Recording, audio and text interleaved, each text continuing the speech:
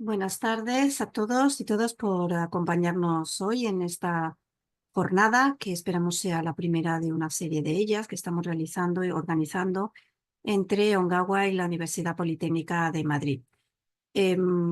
Vamos a intentar ajustarnos a los tiempos, así que simplemente dar la bienvenida y sobre todo también agradecer mucho. No voy a entrar en nombres porque luego desde Ongawa nos van a presentar, pero yo quisiera el agradecimiento a la Universidad de Antioquia, a la Universidad de Las Palmas, a la Agencia Española de Cooperación Internacional y Desarrollo, al Instituto Mexicano de Tecnología del Agua y a una persona muy especial que luego se va a presentar, que ahí sí voy a dar el nombre, que es Claudio Zapatini, que nos va a contar algo especial muy relacionado con la UPM. También comentar rápidamente para que podamos iniciar que todos los participantes tienen posibilidad de incorporar en el chat aquellos comentarios que puedan realizar o que quieran realizar o aquellas preguntas que nos quieran lanzar. Entonces, bueno, nos interesaría que fuerais muy activos y que podamos tener todas vuestras tanto apreciaciones como comentarios como preguntas. Sin más, pues yo voy a dejar a Ongawa desde la Dirección de Cooperación de la Universidad Politécnica de Madrid, pues empezamos con todas estas jornadas que esperamos que sean de satisfacción de todo el mundo, de cómo la universidad, de cómo la generación de conocimiento por parte de la academia y de la investigación, pues pueden efectivamente dar soluciones a problemas sociales o a necesidades sociales. ¿Cómo lo hacemos desde las universidades y la academia? Y en este caso, obviamente, también en colaboración con Ongawa, que son muy especialistas en este primer tema que vamos a tratar, que es agua y saneamiento. Mar, cuando queráis, a continuación. Muchas gracias. Pues muchísimas gracias, Virginia, y sobre todo agradecer a la Universidad Politécnica de Madrid el confiar en Ongawa para la organización de este evento sobre los derechos humanos en el sector del agua y el saneamiento en el ámbito de la ingeniería y la universidad. Para nosotros un tema que nos parece de enorme relevancia, tanto para aquellas personas que se dedican profesionalmente a la ingeniería directamente como las que están relacionadas con la impartición, con la vida académica, ¿no? de la tecnología y la ingeniería. Bien, en Ongawa, el nombre completo es Ongawa Ingeniería para el Desarrollo Humano, llevamos muchísimos años analizando en profundidad el contenido normativo de los derechos humanos al agua y al saneamiento, para entender bien cómo se puede avanzar en su implementación, tanto en el ámbito de las políticas públicas como la planificación hidrológica, gestión de los servicios de agua y saneamiento, el diseño y la ejecución de proyectos de intervención de cualquier tipo, entre ellos cooperación al desarrollo, medición de avances en materia de derechos humanos a nivel nacional, definición de indicadores, diseño de herramientas, todo ello con el objetivo de entender y hacer visible las implicaciones que tienen el agua y el saneamiento tras haber sido reconocidos por Naciones Unidas como derechos humanos. En estos 30 años de experiencia de la organización en estos temas, hemos comprobado que desde la ingeniería hay mucho que aportar en este ámbito. Pero también nos hemos dado cuenta de que hay mucho desconocimiento y que a veces incluso una barrera cultural, digamos, porque desde el mundo de la ingeniería asociamos estos temas de derechos humanos como en el ámbito de la legislación y el derecho, ¿no? Y no como algo que nos implica, que tenemos que tener en cuenta nosotros en nuestro ámbito laboral. Y es cierto que tenemos mucho que aportar, de hecho vamos a ver cómo hacerlo, sin caer en el tecnooptimismo, ¿no? Ni mucho menos, pensando que la tecnología va a solucionar problemas que son de otra índole, no más política, económica, incluso cultural, ¿no?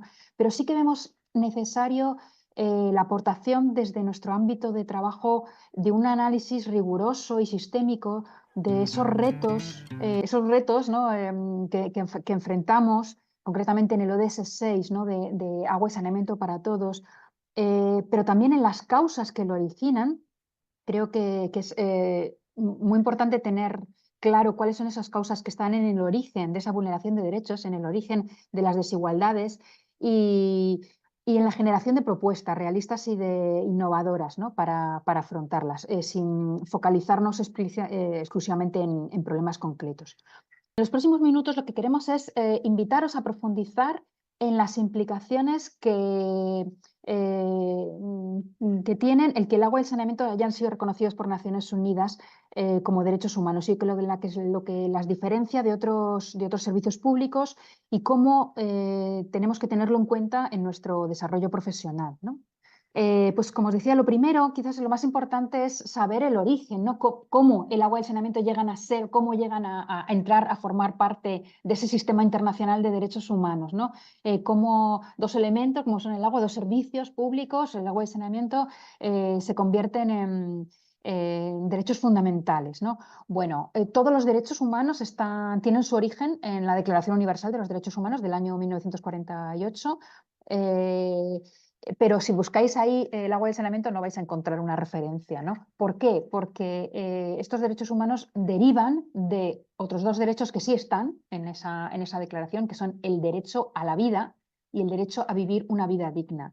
Y entendiendo que el agua y el saneamiento son esenciales para que se garanticen esos dos derechos, Naciones Unidas lo termina reconociendo como un derecho en sí mismo. Sí, lo que hace en el año 2002 es definir, ¿no? Lo que es lo que puede ser una definición primera, ya en el año 2002, de lo que es el derecho al agua, como el derecho a disponer de agua suficiente, salubre, accesible y asequible para el uso personal y doméstico, ¿no? La siguiente, no es hasta el año 2010, cuando Naciones Unidas en su Asamblea General y en el Consejo de Derechos Humanos reconoce el agua como un derecho humano, como tal. Y no es hasta el año 2015 cuando reconoce que el saneamiento también es un derecho humano, independientemente del agua, aunque íntimamente reconocido. Esto nos lleva a una reflexión, primero en el ámbito conceptual. ¿Qué implica eso, ¿no? ¿Qué implica esta resolución en el año 2010? Bien, pues que a partir de entonces el agua y saneamiento pasan a ser derechos fundamentales de obligado cumplimiento por parte de los Estados, que tienen la obligación de garantizar a la población estos derechos humanos tal y como están definidos en esta resolución. Así, por tanto, las personas pasan a ser titulares de derechos, y más allá de ser, ¿no? Como lo entendíamos antes, como podían ser usuarias de un sistema o beneficiarias de un proyecto, pasan a ser titulares de derechos y, por lo tanto, a poder demandarlos, exigirlos, ¿no? A sus autoridades. Para ello, para poder demandarlo, es necesario que conozcan el alcance de estos derechos, a qué tienen derechos, que haya unos canales que se habiliten para ello, y sobre todo que tengan las capacidades de poder hacerlo. Nos encontramos que en muchos ámbitos colectivos vulnerables no tienen ni este conocimiento de que el saneamiento es un derecho humano, ni los canales ni las capacidades para demandarlo, ¿no? Ahí tenemos un reto importante. Bien, en esta reflexión más a nivel conceptual, vemos que hay un grupo de actores, que somos aquellos que podemos con nuestras actuaciones contribuir o no a esa garantía de los derechos humanos al agua y al saneamiento, como somos las organizaciones sociales, las universidades, los organismos de cooperación internacional, las empresas que utilizan el agua como recurso, incluso los operadores de servicios públicos, ¿no? Los que proveen el abastecimiento de agua y saneamiento. Todos somos entendidos dentro de este sistema de Naciones Unidas como titulares de responsabilidades, y por lo tanto, a partir de ahora tenemos, digamos, unas responsabilidades, nunca mejor dicho, para avanzar en esta garantía de los derechos. Desde el ámbito más práctico, lo que implica estos derechos humanos es que a la hora de relacionarnos con el agua, desde nuestro ámbito profesional, tanto como empresas, como os digo, operadores, universidad, etcétera, a la hora de impartir formación, a la hora de implementar un proyecto, como lo que sea, tenemos que considerar la definición de los derechos humanos al agua y al saneamiento y los estándares que se derivan de esa definición. Y, por lo tanto, revisar nuestras intervenciones desde ese marco, ¿no? Además de esos estándares que vamos a ver más adelante, atribuibles a la definición de derecho humano al agua y derecho humano al saneamiento, vemos que hay una serie de principios en los que también tenemos que desarrollar, tenemos que tener en cuenta a la hora de desarrollar nuestro trabajo, ¿no? Unos principios transversales que le aplican a todos los derechos humanos del conjunto que llamamos económicos, sociales y culturales, que son la forma en la que tenemos que asegurar que se proveen, se garantizan el acceso y el servicio al agua y al saneamiento. Empezando por el de indivisibilidad, es decir, todos los derechos son iguales, no hay unos más importantes que otros. El derecho humano al agua es igual de importante que el derecho a la alimentación, a la salud, etc. El principio de universalidad, por el que todas las personas tenemos derecho al acceso al agua y al saneamiento, según los estándares de Naciones Unidas, en cualquier parte del mundo. Importante también la igualdad y no discriminación, que establece el derecho a servicios sin ninguna discriminación por motivo de género, edad, capacidad económica, lugar de residencia, situación migratoria. Por ejemplo, si se dispone o no de título de propiedad o alquiler de la vivienda en donde uno está alojado o cualquier otro factor. Importante también el principio de participación, que establece que todas las personas tienen derecho a participar en los procesos y cuestiones en que le atañen a sus servicios de agua y saneamiento. Estamos hablando de políticas públicas, el modelo de gestión de nuestros servicios, en el nivel de servicio, los planes de cómo se va a ampliar las inversiones, etc. Y esa participación no es de cualquier manera, sino que tiene que ser activa, libre y significativa. Es decir, que realmente esa participación tenga un efecto en la toma de decisiones, ¿no? Otros principios como el transparencia y rendición de cuentas, acceso a la información, la importancia, ¿no?, de tenerla a disposición de manera entendible, gratuita y con la antelación suficiente para garantizar esa participación de la que hemos hablado. Y resaltar también el principio de sostenibilidad en cuanto a la obligación de asegurar que esos sistemas, esos servicios se mantengan en funcionamiento en el tiempo, también pensando en las generaciones futuras.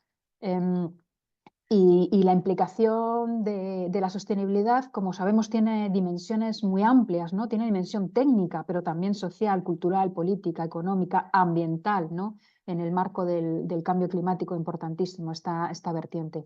Bueno, pues en nuestro ámbito de trabajo se nos invita a tener en cuenta este marco de los principios de los derechos humanos a la hora de actuar. Bien, pasamos a la siguiente y nos centramos en esas obligaciones que hemos dicho que recaen directamente en los estados. Los estados son, digamos, el garante, el último titular, el último responsable de que se garanticen los derechos humanos a su población.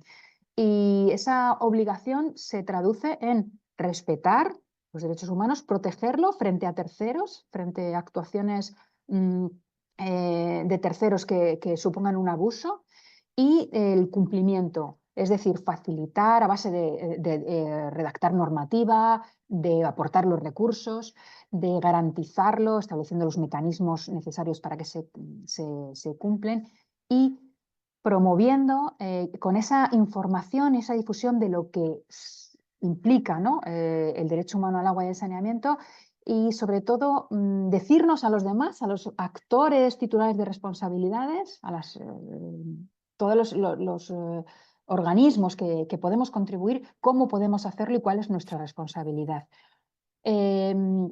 Importante tener en cuenta que actuaciones como la contaminación del agua, el acaparamiento de los recursos hídricos, el corte del suministro, todo esto al final deja, o sea, puede entenderse como una causa de no protección, ¿no?, de los derechos humanos, y por lo tanto el Estado tiene que ahí tomar un rol.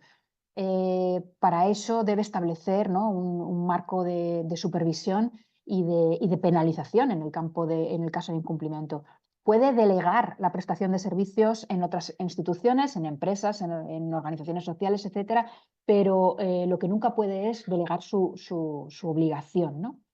Importante, pasamos ya a la siguiente, importante tener en cuenta un principio que aplica a estos derechos humanos del agua y saneamiento, que es el principio de realización progresiva, que lo que nos dice es, Naciones Unidas es consciente de que para garantizar la universalidad del acceso al agua y el saneamiento, es imprescindible tener los recursos y el tiempo necesario para hacerlo, ¿no? No es algo inmediato, no es algo que pueda aparecer mañana en una ley y a partir de ahí es de obligado cumplimiento. Garantizar el agua y el saneamiento a todas las personas según los estándares que nos van a contar, ¿no? Que nos dice la definición de estos dos derechos, requiere, por supuesto, de muchos recursos y de mucho tiempo que los estados tienen que proveer. ¿Cuál es entonces la obligación de los estados? Esto no es una obligación de, bueno, cuando tenga fondos ya lo haré, ¿no? Hay unas obligaciones que son obligatorias inmediatas, ¿no? Como son la de estancarse y no retroceder, ir siempre hacia adelante, ir siempre avanzando en la garantía del derecho a la población. Ni estancarse ni retroceder, utilizar el máximo de recursos disponibles y, sobre todo, planificar cómo se va a hacer eso. Por lo tanto, cuando apoyamos a una institución pública a garantizar estos derechos humanos, tenemos que sentarnos o tenemos que asegurarnos de que existe esa planificación y, si no, apoyar para que se tenga de cómo se va a alcanzar en el corto, en el medio y en el largo plazo a todo el mundo, a nivel universal y según los estándares del derecho humano. Y también importantísimo, vinculado a las obligaciones inmediatas, y es el acceso universal como prioridad para poner en primer lugar a las personas que no tienen ningún acceso o su acceso es muy precario frente a la mejora del acceso de las personas que ya tienen.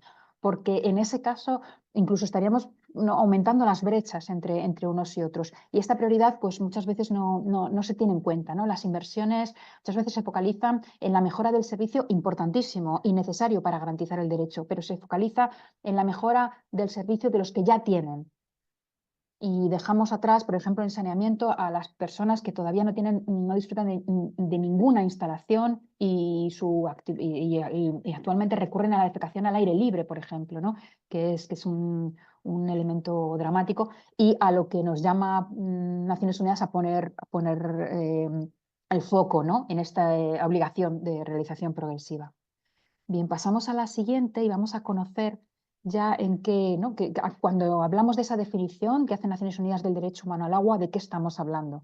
Bien, pues hablamos de garantizar a todas las personas sin discriminación el acceso al agua para usos personales y domésticos, limita el uso del agua a los usos personales y domésticos, en cantidad suficiente, segura, asequible económicamente y aceptable culturalmente. Dijimos que los estándares que hay que garantizar se derivan de la definición. Bien, pues en la siguiente transparencia vamos a ver que de esta definición hemos extraído esos criterios normativos, esas categorías con las que hay que trabajar, ¿no? La disponibilidad del agua, la disponibilidad del recurso hídrico y de los servicios de agua, ¿no? La accesibilidad, un acceso físico, que el punto de agua no esté a una distancia demasiado alejada ni necesitemos recorrer largas distancias, porque entonces no podemos considerar que tenemos garantizado nuestro derecho humano al agua.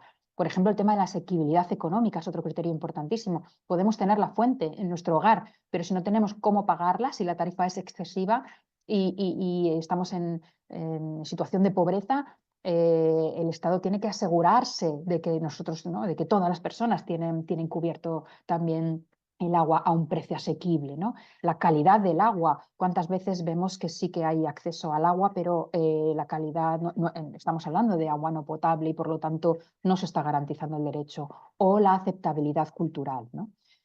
Un elemento importante es, en la siguiente transparencia, en la diapositiva lo vamos a ver, que es necesario medir estas categorías que acabamos de ver de accesibilidad, disponibilidad, calidad, aceptabilidad y asequibilidad económica, pero como habéis visto en la definición, no hay, digamos, indicadores de cumplimiento numéricos. Naciones Unidas nos da orientaciones de de qué estamos hablando, ¿no? Para garantizar el derecho humano al agua, pero son orientaciones para que los estados las tomen de referencia y las adapten a sus contextos concretos y a las necesidades de la población en concreto. Tened en cuenta que, por ejemplo, la OMS está hablando de entre 50 y 100 litros por persona y día para garantizar esa disponibilidad de agua, pero posiblemente haya personas que con alguna enfermedad crónica o por su tipo de trabajo o por la zona en la que viven, pues puede ser el corredor seco, un desierto, ¿no? Zonas en las que realmente no hay disponibilidad de agua. A lo mejor es demasiado poco, ¿no?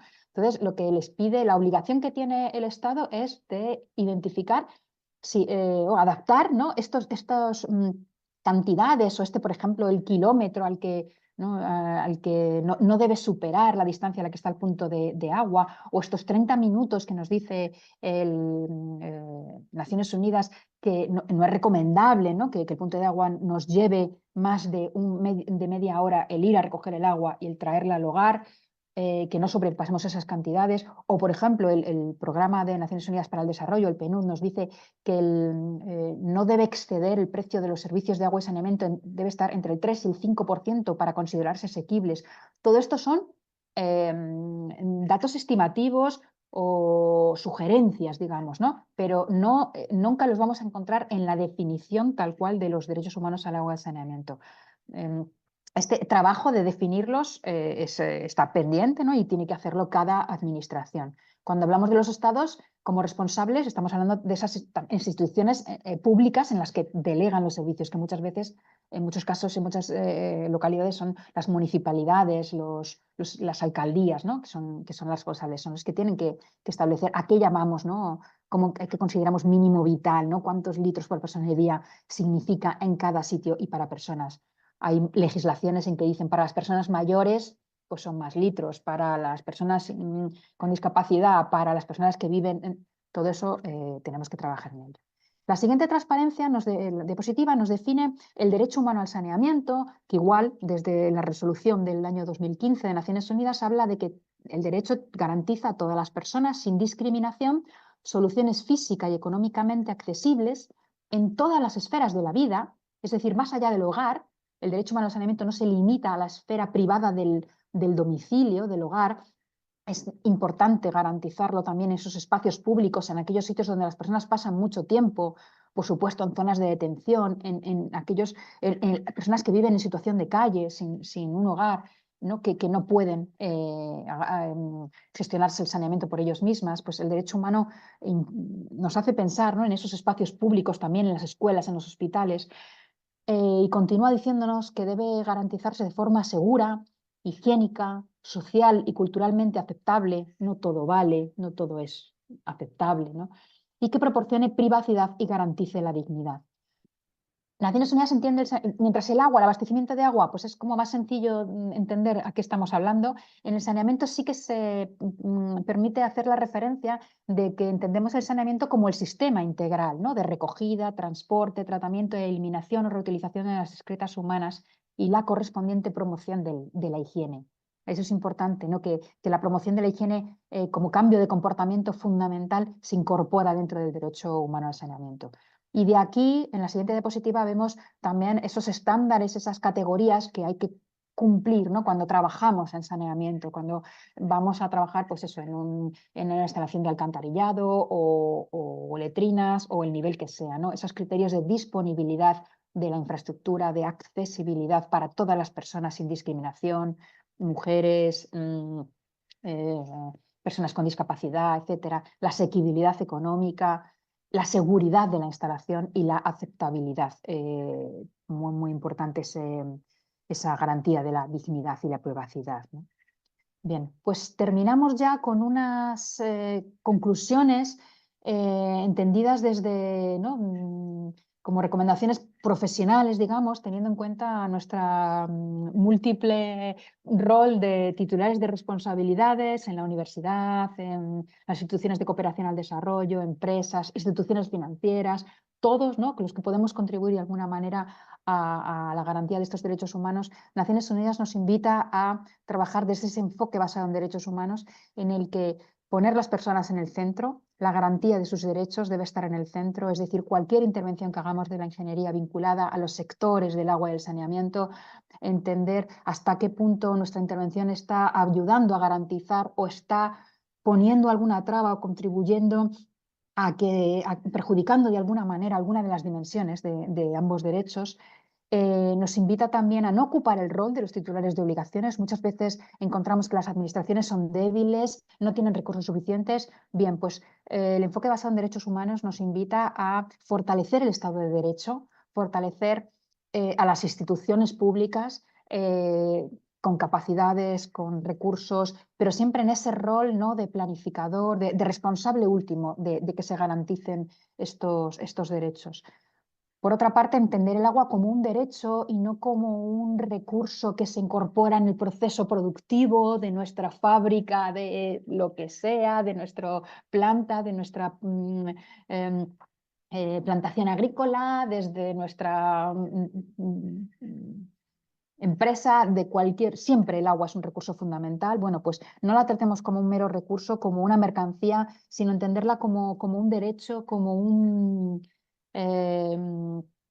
sí, un bien público que tenemos que proteger, sabiendo que el agua garantiza derechos humanos, ¿no? Y es fundamental unos ecosistemas acuáticos protegidos para asegurar estos derechos humanos para todos, ¿no?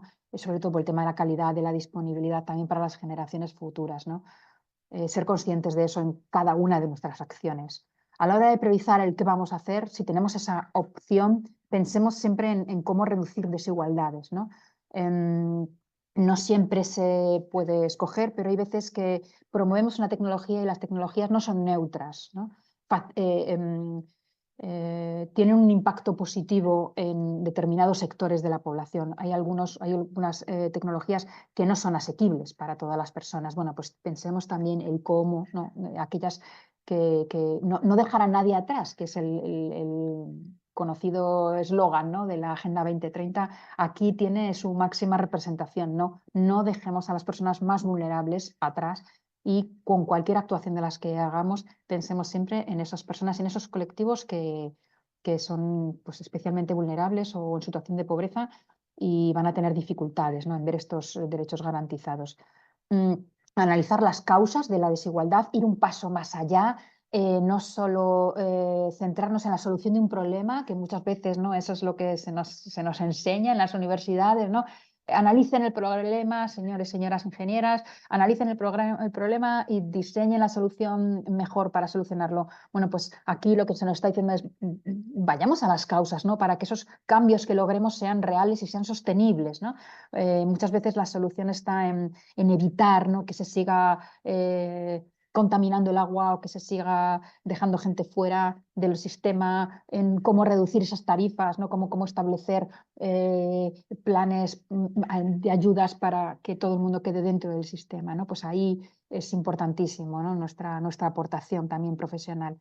Y luego también en esa visión, ¿no?, multidimensional de la sostenibilidad, ir mucho más allá del acceso y mucho más allá de la solución técnica e incorporar esos elementos de la mano, ¿no?, de esos expertos, ¿no?, del tema social, el tema ambiental, el tema cultural tan importante, ¿no?, en esa integralidad de los derechos humanos al agua y al saneamiento.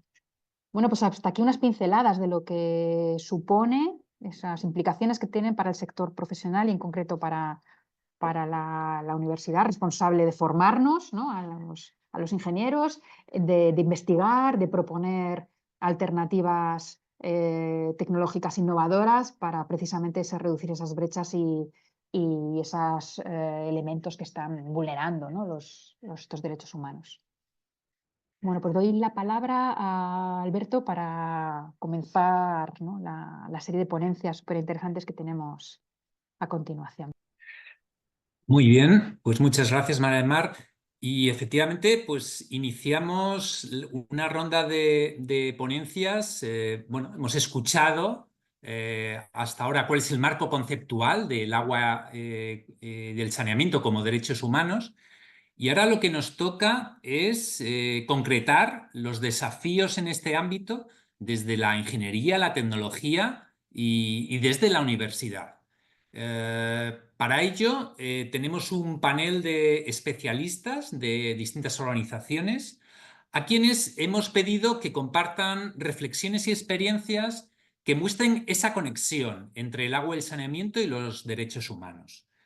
Agradecer, por supuesto, su participación y también especialmente el esfuerzo que han hecho en condensar sus intervenciones en poco más de 10 minutos que les hemos pedido.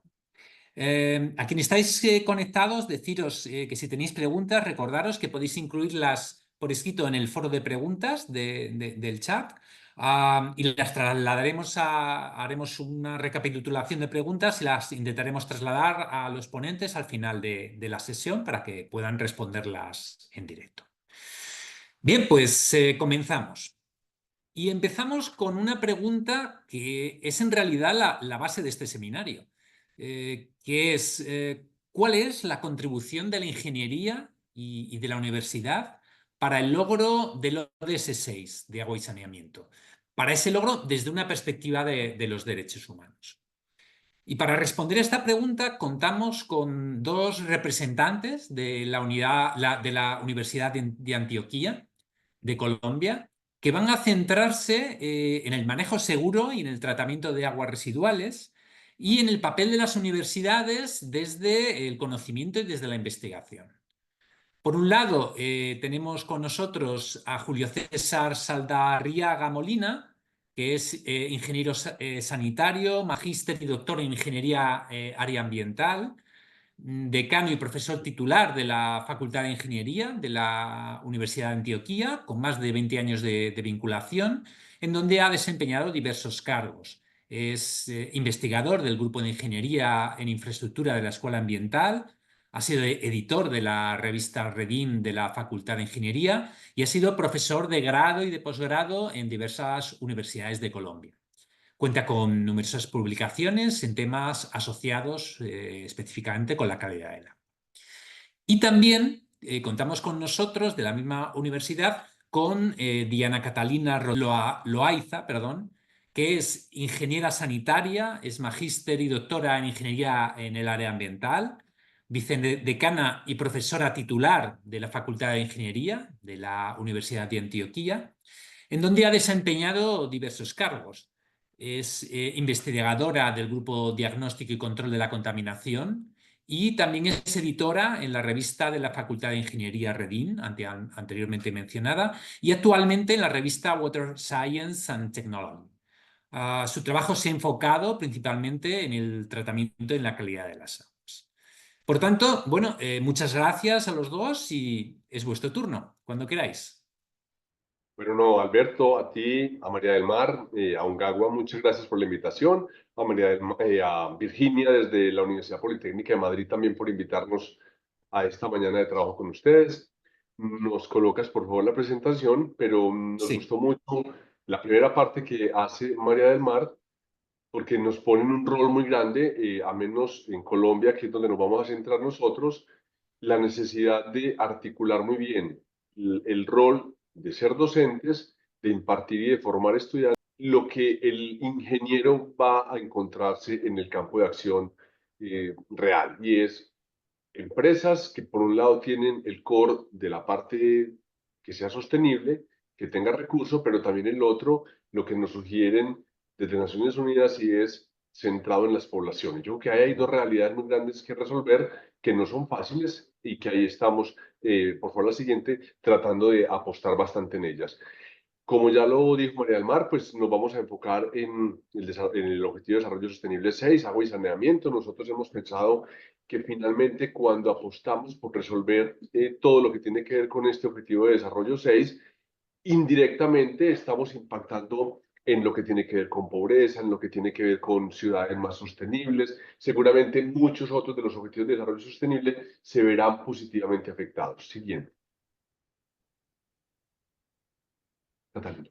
Bueno, un saludo para todas y para todos. Yo continúo entonces en esta parte. Rápidamente nosotros queríamos mostrar cómo era el panorama actual de lo que las Naciones Unidas nos reportan a nivel de cómo está el tratamiento de las aguas residuales a nivel mundial, pero enfocarnos principalmente en Colombia, que lo vemos resaltadito con un color amarillito, que nos muestra básicamente que de esa parte de tratamiento de las aguas residuales domésticas nosotros estamos alrededor de un 50 o un 75%. De hecho, ahorita vamos a ver la cifra exacta y comparado pues obviamente con otros países en Latinoamérica o inclusive con Europa, pues obviamente encontramos que Colombia está un poco quedado en términos de tratamiento de aguas residuales. Siguiente. Bueno, porque estamos un poco quedados, porque realmente en Colombia aquí nos muestra como un panorama de lo que ha sido un poco la normatividad de las aguas residuales. Nosotros empezamos por allá con una ley en 1974 que fue evolucionando hasta llegar a 1984 cuando se definieron unos límites permisibles para el tema de las aguas residuales, pero fue solamente, o dimos un salto bastante grande desde 1984 a 2015, en donde se volvió a modificar ese decreto a través de una resolución que nos definió nuevamente algunos límites permisibles para el tema de las aguas residuales. Entonces pasaron muchos años en los cuales pues, Colombia tuvo un desarrollo industrial considerable, pero el tema de las aguas residuales fue quedándose un poco atrás en temas de tecnología. Siguiente. Y alrededor de esto, pues esa resolución, que es la más actual que tenemos de 2015, que de hecho pues ya está en estos momentos también en un ajuste posterior. Importante mencionar que se dio un paso bastante grande para Colombia y es que nos definió el término de tratamiento de aguas residuales domésticas y las aguas residuales no domésticas, que son las que llamamos obviamente las industriales. Y de las cosas o los aspectos importantes que ocurrieron en Colombia con este cambio de esa resolución, uno de ellos es que primero hablábamos en términos de porcentaje de remoción y pasamos al término de concentración, pero adicionalmente nos quedamos también un poco en el tema de los nutrientes, que son esenciales para nosotros, y en este momento nuestra resolución no exige remover nutrientes, sino que nos exige análisis y reporte. Y eso es una de las grandes diferencias que tenemos con muchos países, dentro de los cuales sí nos exigen en algunos de otros países remover ya la parte de los nutrientes, inclusive contaminantes emergentes. Siguiente.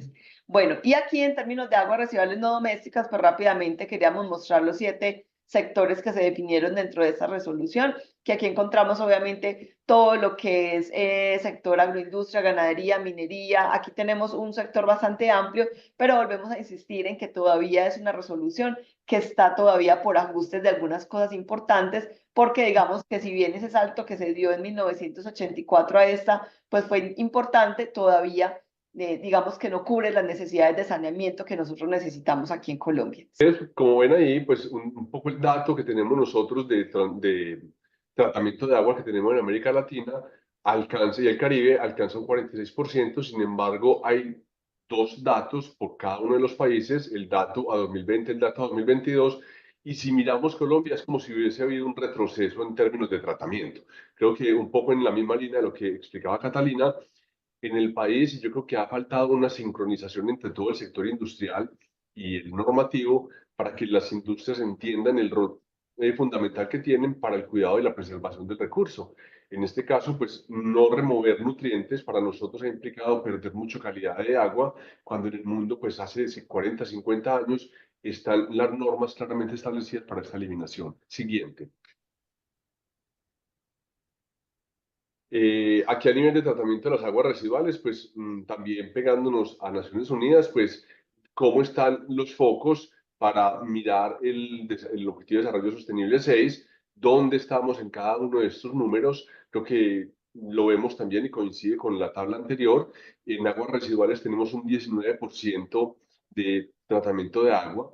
Tenemos un saneamiento, pues deudas muy grandes, que las vamos a ver más adelante, y en el índice de calidad de agua, para el tema de los ríos, tenemos el 46% de los ríos nuestros que han perdido calidad. Yo creo que aquí es importante resaltar, cuando yo era niño, hace muchísimos años, nos hablaban que Colombia tenía o ocupaba el 3er puesto en calidad y cantidad del recurso, y hoy hemos pasado a ocupar muy cerca del puesto número 20.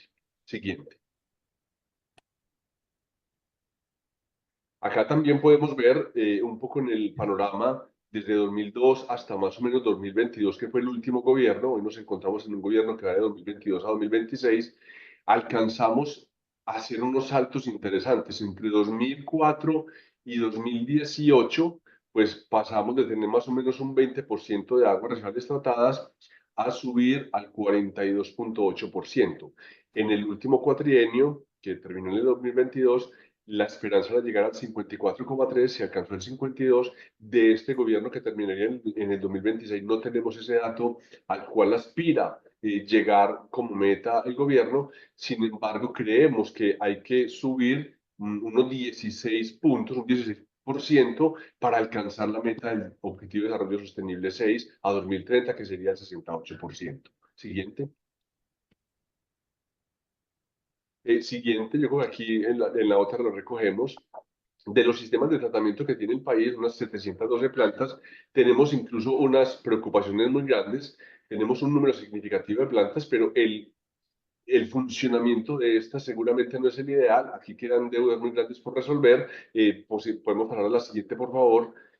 Y de esas plantas, pues digamos que tal como coincide en el mundo de la ingeniería, pues todas pasan por distintas clasificaciones, tratamientos preliminares, primarios, secundarios, terciarios, y de esas 712 es posible que algunas lleguen o hasta preliminares o hasta primarias y contemos como un sistema de tratamiento, cuando la realidad sería alcanzar siquiera el sistema secundario y ojalá en todas ellas el terciario. Siguiente.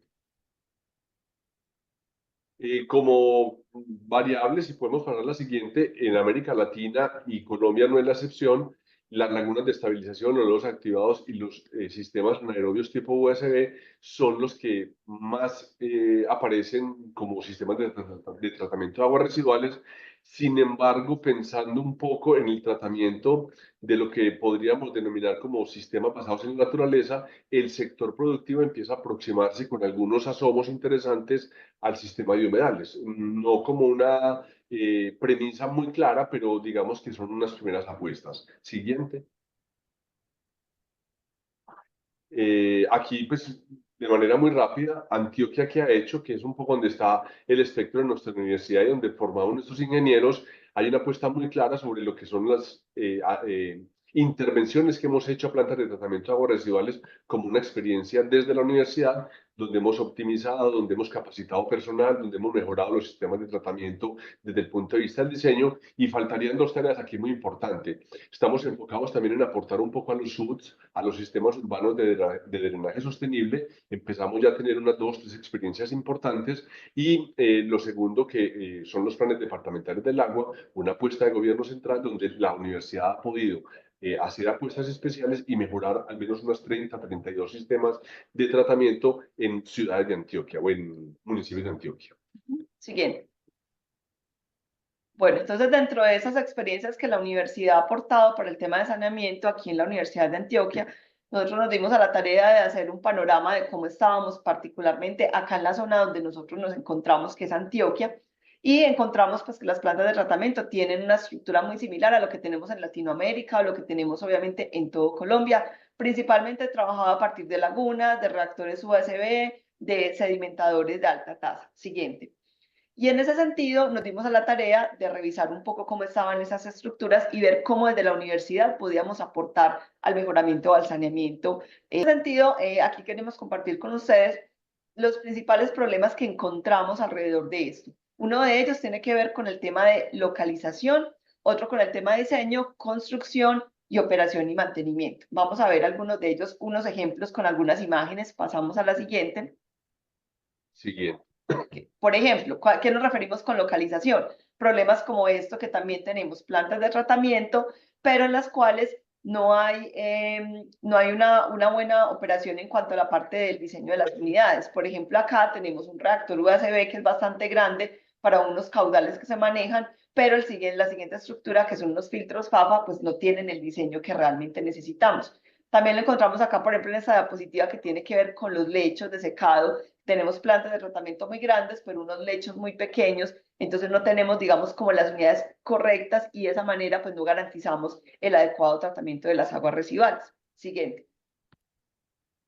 Por ejemplo, también encontramos problemas en la parte del diseño que tienen que ver con medios de soporte. Por ejemplo, en el caso de los FAFA, sistemas de soporte que son mal ubicados, entonces que no cumplen con los porcentajes de remoción que uno esperaría dentro de esos sistemas de tratamiento. Siguiente. Descoordinación institucional. Acá hay un tema muy interesante y es, por ejemplo, que se construyen plantas de tratamiento, no se empiezan a operar inmediatamente, sino que hay que entregárselo a la población y en esa entrega pasa un tiempo y en ese tiempo, pues obviamente hay un descuido total de las estructuras, como por ejemplo esas que tenemos acá, en donde obviamente son estructuras que se van deteriorando y aquí hay que hacer un trabajo obviamente con la comunidad que es bastante importante para que empiecen a operar ese tipo de sistemas. Siguiente. Bueno, y finalmente, ya para compartir con ustedes algunos de esos factores que encontramos que nos afectan ese funcionamiento de las plantas de tratamiento, pues por un lado el desconocimiento del arranque de las plantas y de la operación de las mismas, y es hay que poner a la sociedad un poco a que entienda cómo es que tenemos que trabajar estas plantas de tratamiento, cómo operan y que entiendan que su adecuado funcionamiento, pues obviamente nos garantiza un buen saneamiento. Inadecuada selección de algunos procesos de tratamiento también, no se ubican bien los procesos que debemos poner en ciertas zonas, sistemas que están un poco obsoletos, la tecnología que se va quedando un poco, la normatividad, insistimos, ahorita lo mencionamos, hay un poco, aquí en Colombia nos falta un poco más de sanciones, un poco más estrictas para garantizar eso, falta de prioridad en el tema de tratamiento, también ahorita lo mencionábamos con respecto al gobierno, y es que si no hay una política de gobierno, pues obviamente eso no se vuelve una prioridad, y falta de información, obviamente, en las bases de datos, porque a veces encontrar la información para poder sacar todos esos indicadores se vuelve un poco más complejo. Sí, listo. Por último, compartirles a ustedes que hace un tiempo realizamos este libro que es de calidad de las aguas de las Américas y encuentran un capítulo que es particularmente dedicado al tema de Colombia. También están invitados, es un libro que se puede descargar gratis en PDF y podemos encontrar más información alrededor de cómo es el tratamiento de las aguas y la calidad de las aguas en las Américas. Muchas gracias. Muy bien, pues muchas gracias a ambos. La verdad es que, bueno, yo creo que habéis mostrado claramente pues, roles que tiene la universidad en ese aporte a la contribución del ODS 6, aquí específicamente desde el ámbito de las aguas residuales. Sin duda, en muchos otros ámbitos, pues desde la universidad también se puede aportar y yo creo que habéis aportado en este tan específico. Gracias y ahora vamos a seguir concretando pues, algunas conexiones entre agua y derechos humanos y ahora lo vamos a hacer en relación con las tecnologías del agua y saneamiento y su conexión con el género. Para ello contamos con Denise Soares del Instituto Mexicano de Tecnología del Agua, a quien le hemos pedido que señale pues los principales desafíos de esta conexión entre agua y saneamiento y la igualdad de género. Denise es doctora en antropología por la Universidad Nacional Autónoma de México, es investigadora del Instituto Mexicano de Tecnología del Agua y activista de la Red de Género y Medio Ambiente. Sus líneas de investigación e incidencia se centran, por ejemplo, en la adopción social de tecnologías, en el enfoque de género, en la gestión hídrica y en la vulnerabilidad social y de género frente a eventos hidrometeorológicos extremos. Por tanto, Denise, es tu turno. Cuando quieras. Sí, agradezco mucho la invitación y sí, voy a hablar de las tecnologías descentralizadas, ¿no? A nivel doméstico para zonas rurales, para cerrar el ciclo del agua, desde la cosecha y almacenamiento en los sistemas de cosecha de agua de lluvia hasta los biofiltros para tratamiento de aguas residuales domésticas, también los sanitarios secos, que es justamente para no echar agua limpia para llevar para lejos los excrementos, ¿no? Pero aunando a las tecnologías, justamente para promover la adopción de las tecnologías, pensamos en las tecnologías sociales que tienen que ver con el fortalecimiento organizacional y fortalecimiento de capacidades, justamente para cambiar esa relación de las comunidades con los municipios, que son quienes deben prestar el servicio de agua en México, ¿no? Porque en la actualidad es medio dádiva, ¿no? Porque no conocen sus derechos. Entonces, poniendo en el centro los derechos humanos al agua y al saneamiento para que las comunidades puedan adoptarlo en su agenda y negociar con los municipios desde otro espacio, desde el espacio del ejercicio de los derechos. Y en ese sentido, justamente el papel de las mujeres, ¿no? Potenciar sus capacidades y visibilizarlas en las comunidades como realmente agentes de cambio y no como desde esa perspectiva de la vulnerabilidad, ¿no? Entonces es la articulación entre las tecnologías sociales y la tecnología para poder ejercer los derechos humanos. Entonces, ¿cómo va a estar la lógica de mi presentación? Aquí cuestionar un poco la tríada, cómo se articula género, derechos humanos al agua y saneamiento y territorio, y después ya aterrizar en un trabajo de campo, ¿no? De qué se hizo, cómo se hizo, cuáles son los resultados que llegamos con la implementación de la metodología, una estrategia de educación ambiental y unas reflexiones generales sobre el estudio de casos y sobre el ejercicio de los derechos. ¿No? Entonces, regresando, es el territorio, ¿no? Como una construcción social, no es el espacio físico, ¿no? Es una construcción social que está dada justamente por la articulación entre los actores sociales, los actores institucionales y su base de recursos. Y cada relación tiene que ver con la identidad propia, con formas de organización, estilos de producción, y es justamente eso que va dando la singularidad de los territorios y la necesidad de trabajar a nivel de justamente retomar esas singularidades para que justamente lo que estamos promoviendo sea sostenible. Pero la desigualdad entre hombres y mujeres en los territorios no solo restringe las oportunidades de las mujeres, sino también implica en desiguales posibilidades de desarrollo de los territorios. Entonces, cuanto mayor la cantidad de activos que pueden movilizar las mujeres en los territorios, generan esa espiral virtuosa, en donde justamente el empoderamiento femenino es un motor para el fortalecimiento territorial. Ahora, los derechos humanos al agua y saneamiento y igualdad de género, no, Mar comentó muchísimo, con amplitud, el marco de los derechos humanos, y desde 2012 ya está en la Constitución mexicana, ¿no? Pero para las comunidades rurales y periurbanas, eso aún sigue una asignatura pendiente y no hay el ejercicio de los derechos humanos, ¿no? Y eso, el no ejercicio de los derechos humanos al agua y saneamiento, también es una desigualdad de género, justamente por los roles de género, ¿no? La división sexual de trabajo que hace con que los hombres, principalmente en las zonas rurales, porque ya hay muchísimo mayor flexibilización de los roles de género en las zonas urbanas, pero en las zonas rurales las mujeres dedican mucho más tiempo a actividades que tienen que ver con quehaceres domésticos y donde el agua y saneamiento son claves. Entonces son ellas las encargadas de mantener ese acceso para el espacio doméstico.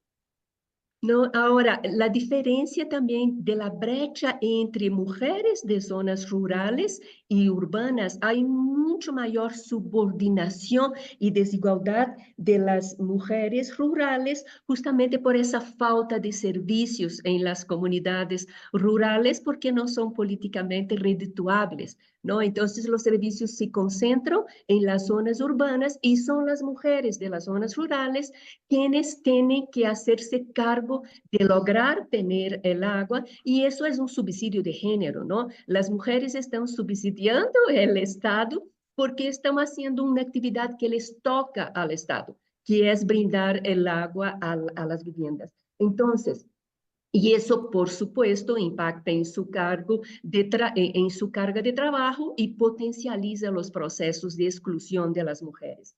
Solo un ejemplo, retomando los elementos de los derechos humanos al agua y saneamiento que ya comentó ampliamente Mar, en términos de disponibilidad, a nivel mundial, el acarreo está 3 veces más en las espaldas de las mujeres, no son las mujeres quienes acarrean el agua 3 veces más que los hombres, y las niñas el doble que los niños. Si las fuentes de agua no están cerca, ¿no? Y ya que son las mujeres quienes tienen que acarrear, ahí hay el riesgo de violencia sexual, hay la pérdida de tiempo, además problemas de columna, de postura, porque tienen que cargar y muchas de las veces en sus espaldas, ¿no? Ahí los 20 kilos de agua que traen de las fuentes. En términos de asequibilidad, para cada 132 mujeres pobres en Latinoamérica hay 100 hombres, entonces los hogares con jefatura femenina van a tener mucho más dificultad para poder pagar los servicios de agua y saneamiento.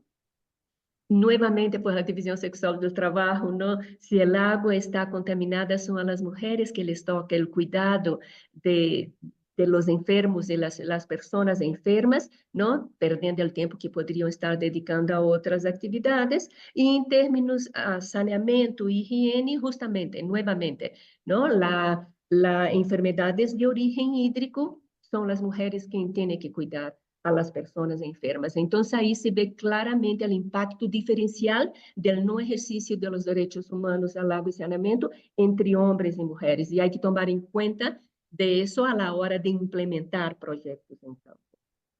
Ahora, trabajamos en la Sierra Nororiental de Puebla, en México, en una comunidad rural muy chiquitita. Ahí lo que está claro, ¿no? Así, en los países del tercer mundo, ¿no? Como México, es la academia y las ONGs sí están teniendo que hacer actividades que hace el Estado, porque el Estado no está teniendo capacidades de hacerlo. Entonces hay que, por supuesto, es potenciar el fortalecimiento institucional y que el Estado pueda cumplir su rol, pero mientras tanto, las ONGs y en el caso, las universidades que trabajan con incidencia, estamos tratando de hacer para abrir esse diálogo com o Estado, incluso propondo tecnologias mais descentralizadas, que o Estado aún está centrando-se muito em las grandes obras de las centralizadas, y el argumento es que las comunidades muy chicas, el costo-beneficio no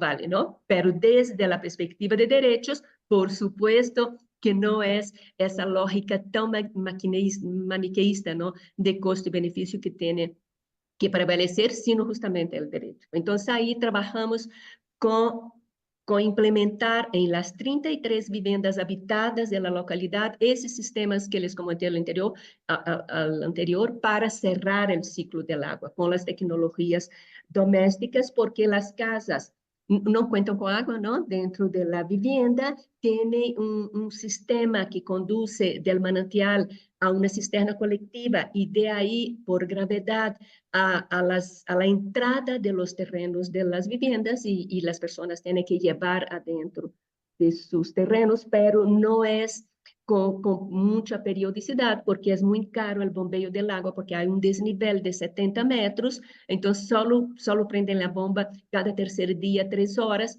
y como es por gravedad que llega a las casas después de la cisterna colectiva, las casas que están en un lugar más alto tienen mucho menos agua. No perciben que el agua es de buena calidad porque es de manantial, ¿no? Pero entonces, ¿cómo lo hicimos, no? Trabajamos con la investigación, acción participativa, y el primer momento es generar demanda, ¿no? A través de un diagnóstico participativo con enfoque de género, analizando cada uno de los componentes de los derechos humanos al agua y saneamiento, cuál es su impacto diferencial en hombres y mujeres, y cómo esas tecnologías domésticas descentralizadas pueden potenciar el ejercicio de sus derechos y también no quedar solo en las necesidades prácticas de acceso al agua y saneamiento de las mujeres, sino las necesidades estratégicas de cómo abrir espacios y mecanismos para el empoderamiento de las mujeres, inclusive posibilidad de empoderamiento económico, porque tener agua abre un sinfín de oportunidades. Entonces, un ejemplo aquí, para cada uno de los componentes, tanto del derecho humano al agua como saneamiento, hicimos árbol de problemas, y ahí la propia gente comentaba, ¿no? En el término, en la accesibilidad, que hay que ir lejos por el agua, son las mujeres quien tienen que ir. Entonces, ahí está todas las causas y las consecuencias, ya desde pensando desde la perspectiva de hombres y mujeres, y igual cuando hay un desperfecto de la bomba, que es la bomba que solo bombea cada tercer día 3 horas, ¿no? Pero cuando hay desperfecto y hay con frecuencia, porque la bomba es muy vieja, son las mujeres quienes tienen que ir al manantial. Y además, la cotidianidad de las mujeres cuando llega el agua, como son solo muy poquito tiempo, tienen que estar llenando, no tenían cisternas antes, tienen que estar llenando recipientes chicos para tener almacenada el agua para más adelante.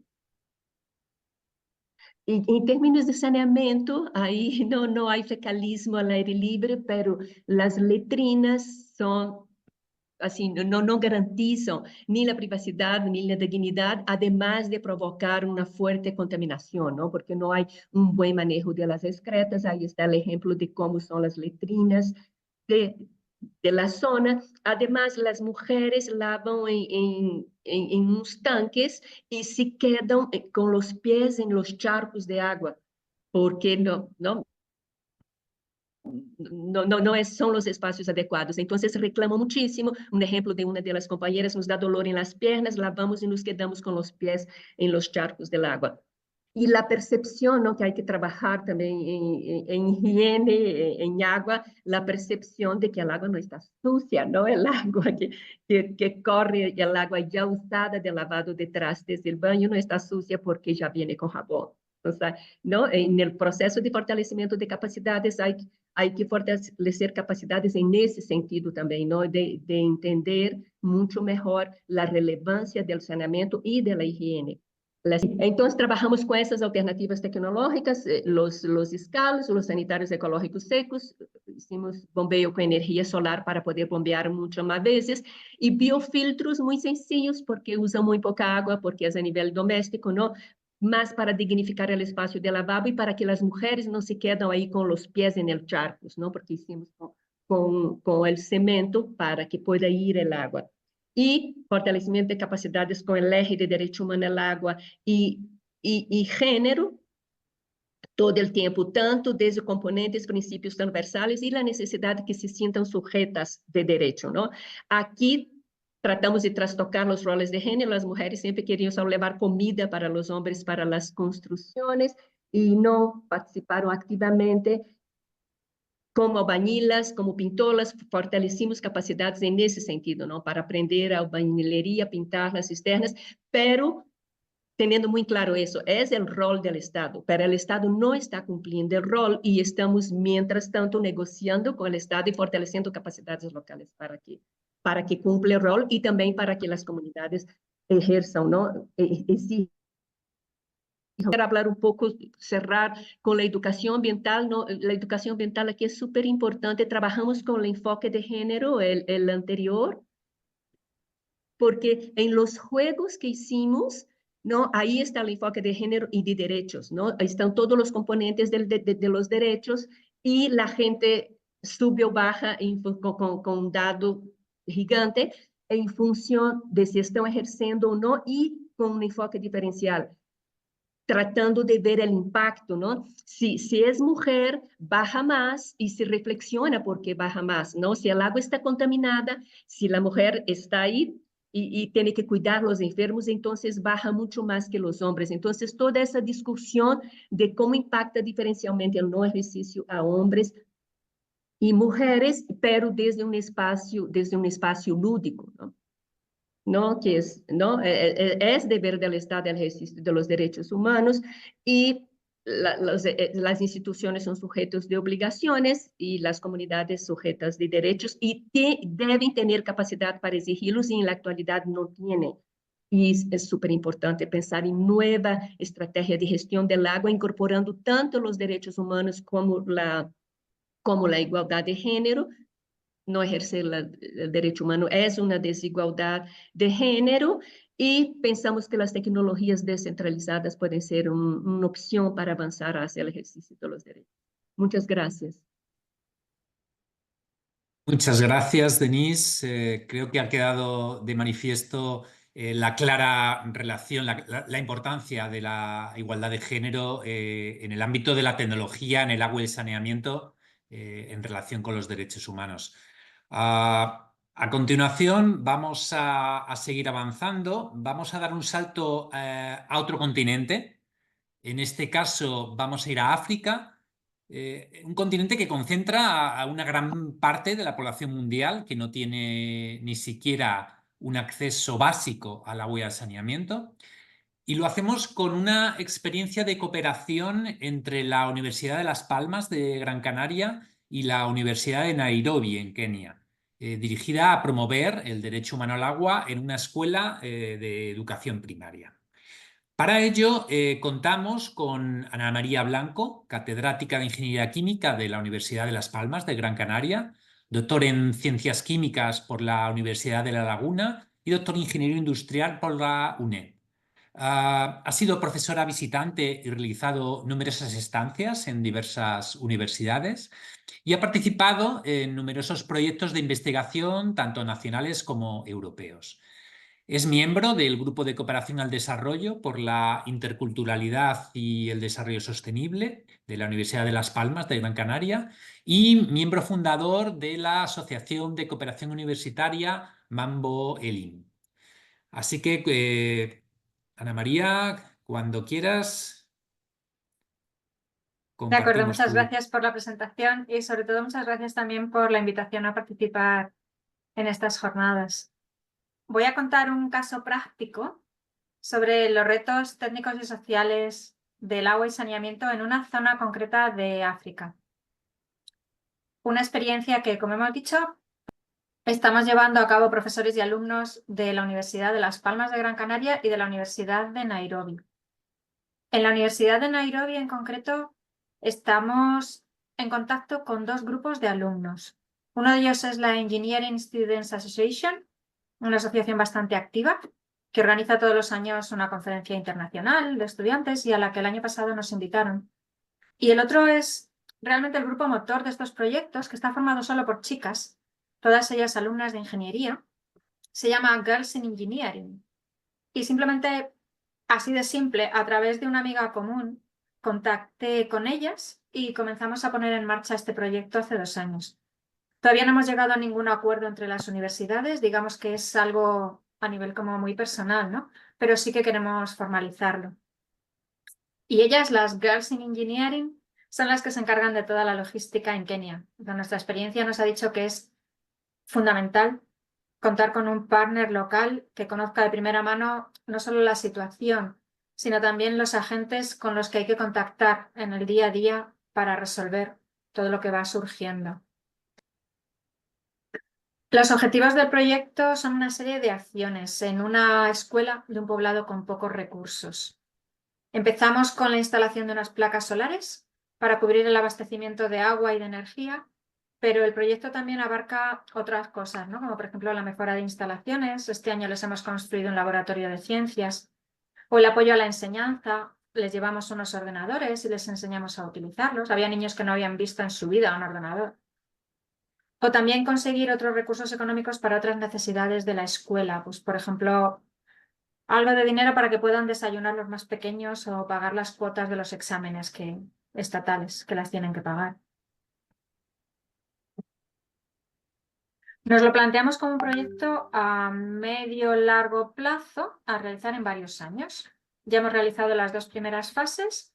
En la primera realizamos una instalación solar para accionar una bomba de agua y para electrificar el aulario. Y en la siguiente fase, este año, hemos electrificado la sala de profesores, creamos el laboratorio de ciencias y hicimos un poco de apoyo docente. Sí. La escuela está localizada en la región de Kilifi. Ahí se ve en el sur, una de las zonas más pobres de Kenia. Siguiente. Como se ve, la mayor parte de las casas siguen siendo de barro y palos. Y estamos hablando de una zona donde, igual que pasa en México, en esos poblados, pues el agua no llega a las casas en una tubería, sino que lo hace a través de un bidón amarillo o negro de 20 litros, con los que incluso algunos hacen negocio. Son las niñas, las mujeres, niños también, pero fundamentalmente, sí, mujeres y niños, los que llevan el agua a las casas desde el depósito o desde el pozo, porque sí que hay agua subterránea, sí que hay pozos, en eso tienen suerte en esa zona, y también algunos depósitos municipales, vamos a decirlos, pero que hay que pagar. Y para conseguir los 100 litros de agua diarias que puede necesitar una familia, padres e hijos, todos juntos, y abuelos y bisabuelos, pues es necesario que caminen cada día una distancia entre 200 metros y 2 kilómetros, 5 viajes al día y con una carga de 21 kilos en la cabeza. Tampoco existen instalaciones de saneamiento. También aquí tienen letrinas y pozos negros, en el mejor de los casos con una salida a la atmósfera, como los tubos esos que se ven ahí. Se encuentra la Escuela de Educación Primaria Timboni, que tiene cerca de 900 estudiantes y 16 profesores. Y ahí se imparten clases desde infantil hasta secundaria. y donde el año pasado, hasta el año pasado, que empezamos con el proyecto, no tenían ni electricidad ni agua. Para poder beber, que los niños tuvieran agua durante el día, es una zona de mucho calor y mucha humedad. Lo que hacían era llenar unos calderos como la cazuela esa gris grande que se ve ahí, pero sin ningún tipo de higiene, de ahí bebían todos los niños de la escuela. En la otra fotografía se pueden ver unas letrinas relativamente nuevas que les construyeron hace poco y unas niñas lavando los utensilios después de la clase de cocina. Sí. Nuestra dinámica de trabajo consistió en crear grupos con los alumnos interesados y uno de los grupos se ocupó del diseño de las instalaciones. O sea, íbamos a diseñar una instalación fotovoltaica para proveer de luz a las aulas y dar energía a una bomba de agua. Y contamos con una profesora de la Universidad de Nairobi que les impartió clases online a los estudiantes de las dos universidades. ¿Sí? Otro grupo se encargó más directamente de la recaudación de fondos, pues a través de algunas acciones como son una rifa, campañas de crowdfunding, pero fundamentalmente peticiones a familiares y amigos. Y en eso participamos todos. Siguiente. Aquí están los grupos que viajamos a Kilifi el año pasado y este. En el colegio ya había un pozo cuando llegamos nosotros y una bomba de agua. Y originariamente estaban conectados a la red eléctrica local. Bueno, local, a un poste de la luz que hay allí, ¿no?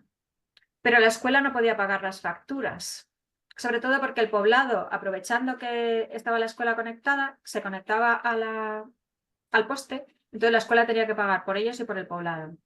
Entonces la compañía cortó el servicio. Por eso pensamos que una instalación autónoma de autoproducción y de consumo era lo más eficaz, ¿no? Utilizando paneles solares. Estamos con una empresa local de allí, de Kenia, de Nairobi en concreto, que se llama WISE, que significa Women in Sustainable Energy, formada solo por mujeres, dedicadas a la promoción de las energías renovables en Kenia y que participan también en muchos proyectos de desarrollo. Y estuvimos trabajando con ellas codo con codo en la instalación. O sea, subimos con ellas al tejado a anclar las placas, lanzamos los cables, taladramos las paredes para colocar enchufes, interruptores, el inversor, las baterías, todo, ¿no? Siguiente. El resultado final, pues fue la iluminación de las aulas. Y el poder tener electricidad para la bomba de agua y que pudieran tener agua, ¿no? La verdad que fue muy gratificante ver que funcionaba. Y sobre todo haber comprobado, ahora al volver allí, o sea, la instalación de agua la hicimos el año pasado y este año cuando volvimos, vimos que gracias a que tienen agua, pues han mejorado las condiciones de higiene. Al menos ahora tienen un bidón de agua para cada clase, que el guarda del colegio se encarga de llenar cada día. Ahora los baños, bueno, las letrinas, están limpias y no huelen. Están limpiando las placas fotovoltaicas y comparten el agua con la comunidad adyacente, que así tienen agua gratis y cerca. Siguiente. Incluso, perdón, han plantado un huerto en el patio para poder obtener algunos fondos para el colegio. Es decir, que como acciones futuras queremos hacer este año, bueno, el arreglo de una segunda bomba de agua que tienen y un sistema para la recogida de agua de lluvia a través del tejado. También un proyecto medioambiental. Y a un poco más de largo plazo nos planteamos hacer algo sobre saneamiento, aguas residuales, tal.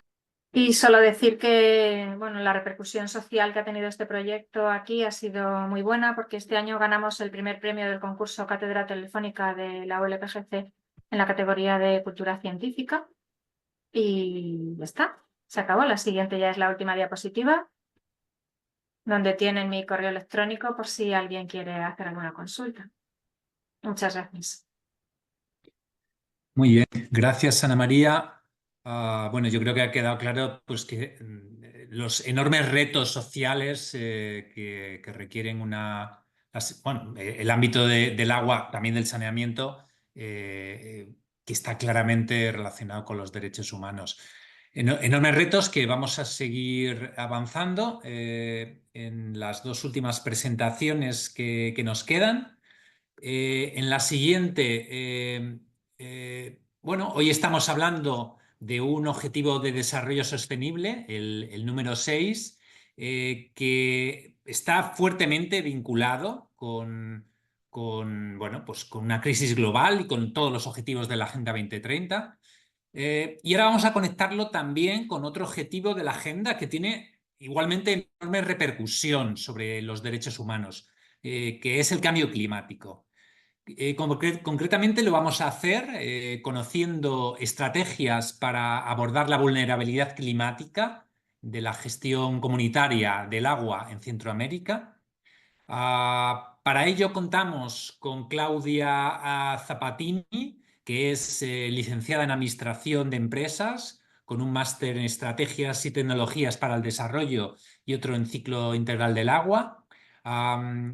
Claudia ha trabajado en control interno, en planificación estratégica, en políticas públicas y en cooperación internacional, colaborando con organizaciones internacionales, ONGs y bancos multilaterales como especialista en políticas públicas y en gobernanza en el sector del agua, a través de la creación de espacios y de instrumentos para la toma de decisiones estratégicas en el sector del agua. Esta ponencia precisamente está basada en su trabajo de fin de máster realizado en la Universidad Politécnica de Madrid. Así que, Claudia, cuando quieras, es tu turno. Muchas gracias. Genial. Muchas gracias, Alberto. Muchas gracias a UNGAWA, a los organizadores, por generar este espacio con una reflexión tan importante que es vincular los derechos humanos al agua y el saneamiento en el ámbito de la ingeniería, un tema que me estuvo movilizando en los últimos años para el desarrollo de mi carrera profesional. Como dije, este es un espacio tan necesario y que para mí, en mi época de estudiante, fue clave para que yo pueda entender y empezar a abordar los derechos humanos al agua y saneamiento en un contexto de aplicación. Hay una cifra en particular que me gustaría compartir con ustedes y que también llama un poco a la movilización y a la acción, donde casi cerca de 1000 niños mueren todos los días a causa de enfermedades diarreicas asociadas con el agua potable contaminada, saneamiento deficiente o malas prácticas de higiene. Estas cifras y las que van a venir a continuación, es sumamente importante que tengamos una mirada de empatía, porque hablar de servicio de agua y saneamiento es hablar de realidades humanas. En ese sentido, es importante también que adoptemos una visión holística y sistémica para abordar problemas que aparentemente pueden ser puntuales, pero requieren de soluciones integrales. Y por eso, hoy me gustaría reflexionar con ustedes sobre 3 conceptos que considero claves para este tema. Uno de ellos es la vulnerabilidad, en comprender qué implica en estos sectores, la resiliencia desde su componente de adaptación y la sostenibilidad como si fuera casi una meta hacia donde estamos o queremos avanzar. En primer lugar, rescatar lo que ya mencionó Mar en su primera exposición, donde qué tan importante es entender los servicios de agua y saneamiento desde 2 enfoques. Por un lado, desde el enfoque de derechos humanos, donde reconocemos que los titulares de esas obligaciones, donde vemos que se cumplen obligaciones y responsabilidades y las personas dejan de ser vistas como beneficiarias de un acto de caridad y pasan a ser titulares de derechos. Y por otro lado, enfocarnos en los objetivos de desarrollo sostenible y el agua y el saneamiento como uno de esos objetivos estratégicos nos ayuda a ponernos de acuerdo y a tener un marco común operativo con metas e indicadores para poder avanzar todos juntos y compartir conocimientos al respecto. Esto es en línea general, pero para centrarnos en el contexto centroamericano, es importante hablar de 5 puntos que considero que van a ir generando ese conocimiento o el entendimiento de la materia. En primer lugar, el contexto centroamericano, lleno de oportunidades, pero muchas amenazas. Un territorio donde habitan casi 52 millones de personas y donde el 40% se asienta en las zonas rurales. Zonas que tienden a bajar en densidad, pero sí van a seguir existiendo. territorios donde se ubican unos altos niveles de población indígena y indígena en diferentes contextos y todo lo que repercute en la gestión de políticas. Por otro lado, es un territorio donde existen diversos amplios recursos hídricos, más de 166 cuencas hidrográficas, cuencas transfronterizas y sistemas de acuíferos. Pero queremos reconocer las oportunidades que tienen estos territorios, principalmente para entender un contexto político, económico y social que nos va a permitir analizar las vulnerabilidades que pueden representar los servicios de agua y saneamiento en estos territorios. Hay unos índices de hídricos per cápita considerados altos, un estrés de hídrico considerado todavía seguro. Hay una fuerte integración regional con instrumentos de política, adopción a marcos políticos de gestión de residuos, gestión de desastres, compromisos con los objetivos de desarrollo sostenible y compromisos contra la lucha ante el cambio climático. Por otra parte, podemos empezar a hablar de potenciales amenazas cuando no todos estos países han adoptado los servicios de agua y saneamiento como derechos humanos. Hay un índice de pobreza multidimensional todavía bastante alto y concentrado en las zonas rurales. La gestión de los recursos hídricos con un grado de implementación considerado todavía bajo y algunos instrumentos de gestión que todavía no están operativos, que sobre todo sirven para proteger las cuencas abastecedoras de los servicios.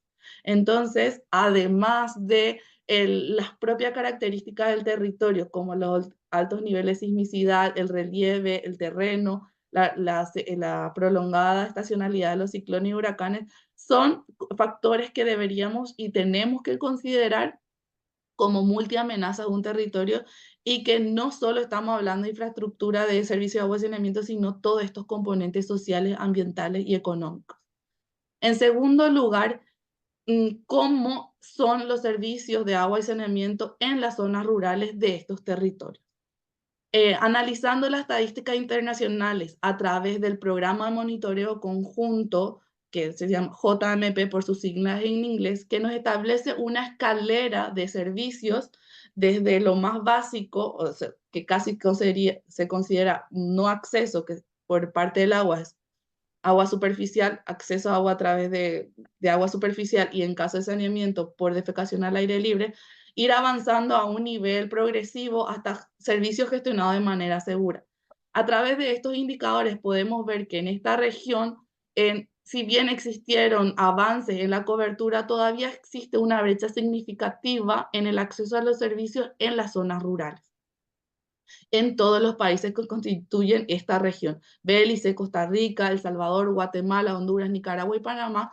Con estos niveles podría considerarse en promedio que tienen un acceso básico al agua y un acceso básico a los servicios de saneamiento según esta categoría de acceso a los servicios. Pero, ¿cómo son los servicios de agua y saneamiento en las zonas rurales? Principalmente se dan a través de la gestión comunitaria del agua. Un modelo en donde los propios vecinos se organizan voluntariamente y eligen democráticamente a un representante donde ellos a través de sus propios recursos invierten en la operación y mantenimiento de sus sistemas y son ellos quienes mismos participan en esos procesos de rendición de cuentas y participación para la toma de decisiones. Es un trabajo que la conformación de las juntas de gestión comunitaria son trabajos voluntarios por los vecinos y se organizan, como digo, para ofrecer los servicios tanto de agua y saneamiento con todos sus elementos tecnológicos que forman parte de estos servicios. En estos territorios se pueden identificar aproximadamente más de 35.500 organizaciones comunitarias brindando un servicio a casi más de 15 millones de población en todos los países de Centroamérica. Estos modelos o estas organizaciones comunitarias comparten ciertas características. Tienen coberturas altamente heterogéneas porque una organización puede estar atendiendo a 10 familias mientras otras a más de 10.000 familias. Tienen tecnologías heterogéneas desde sistemas muy sencillos a otros sistemas complejos y ya integrados. poseen una escasa normativa técnica, no cuentan con esos protocolos de diseño y construcción y operación de sistemas rurales, y básicamente tienen normas técnicas basadas en entornos urbanos. Una característica de la asociatividad es que se juntan entre las organizaciones comunitarias para promover el intercambio de conocimiento entre ellas y aprovechar en muchos casos esa economía de escala para la compra conjunta de insumos, para equipos, materiales, entre otros. Y en cuanto a los retos comunes que enfrentan estos modelos de gestión comunitaria, son la variabilidad en el abastecimiento del agua, esas largas redes de distribución en poblaciones de baja densidad, la escasa capacidad de almacenamiento y la falta de control sobre sus cuencas abastecedoras. Entonces, al contrario que nos imaginamos como un servicio urbano, que es como el pago por un servicio que está todo diseñado, son acá los vecinos el pilar más importante de la prestación de los servicios. Entonces, empezamos a analizar cómo el impacto del cambio climático puede afectar la prestación de estos servicios en estos contextos, reconociendo que el cambio climático se refiere al aumento, puede generar el aumento de la frecuencia y la intensidad de los desastres naturales. Sin embargo, con la evolución de las emisiones de CO2, todavía estamos en un escenario de incertidumbre que en algunos casos somos incapaces de establecer esos escenarios y la complejidad de la planificación de los servicios es la que hay. En estos territorios se pueden identificar diversos desastres o efectos del cambio climático, como las sequías, las inundaciones, por otro lado los desastres naturales como erupciones volcánicas, pero también la presencia o el aumento de las enfermedades como la malaria y dengue en estos territorios que afectan directamente a los servicios de agua y saneamiento. Según las proyecciones en este contexto centroamericano, los registros de desastres naturales y las proyecciones de desastres naturales para los próximos 30 años coinciden en que los eventos hidrológicos, meteorológicos y geofísicos son los de mayor frecuencia y son donde debería ponerse la atención al planificar los servicios de agua y saneamiento. En ese sentido, hicimos un análisis de los elementos que componen los servicios, tanto de agua, de saneamiento, como los elementos de la gestión comunitaria, y fuimos identificando sobre qué tipo de eventos, cómo podría ser la afectación. Por ejemplo, en inundaciones, en el tratamiento del agua, aumenta la carga de patógenos, ante sequías, la conexión, puede haber un aumento de costo en la producción del agua, entre otros. Se hizo ese análisis porque, de acuerdo al tipo de desastre natural o al efecto del cambio climático, los servicios de agua y saneamiento responden de una manera u otra, tanto en la infraestructura como en el modelo de gestión. Y en ese sentido, empezamos a avanzar cómo podemos medir las vulnerabilidades de esos sistemas. Y en ese sentido, en primer lugar, es reconocer el concepto de la vulnerabilidad como esa propensión a ser afectado negativamente, tanto por la exposición a las amenazas, compuesto de 3 elementos: la exposición a las amenazas, la sensibilidad y la capacidad adaptativa. Y en ese sentido, hay que reconocer también que la vulnerabilidad es dinámica y depende del espacio, y el establecimiento de un proceso de evaluación depende del propósito, ya sea para fundamentar políticas, establecer programas o proyectos o movilizar la acción comunitaria. Y para eso hay un enfoque sumamente interesante que propone la CEPAL, basado en un enfoque de abajo para arriba y de arriba para abajo, bottom up, top down, donde a través de un enfoque top down se asume o se recoge los conocimientos ya establecidos como índices de adaptación a global, índices de riesgo climático, escenarios climáticos, impacto, toda esa información que nos permite establecer o analizar una vulnerabilidad física. Y por otra parte, la del bottom-up nos permite reconocer una capacidad adaptativa de la población local, cómo ellos responden a los estímulos climáticos y las percepciones que ellos mismos tienen ante estos efectos. Y a través de este enfoque fue que nosotros presentamos como un modelo para avanzar de la vulnerabilidad a la sostenibilidad, teniendo en cuenta los componentes y los ejes que queríamos hacer para poder pasar a un proceso de adaptación. y evitar caer en la mala adaptación, donde entramos en un ciclo vicioso donde aumentan las vulnerabilidades y los riesgos son más difíciles de mitigar. Y en ese sentido, para avanzar a la buena adaptación, necesitamos pensar en soluciones integradas y multisectoriales con riesgos climáticos y sociales y una planificación a largo plazo. Y en ese sentido, habíamos propuesto en una primera fase un sistema de indicadores que permitan la movilización y acción local a través de la transversalización de estos ejes, de vulnerabilidad y sostenibilidad.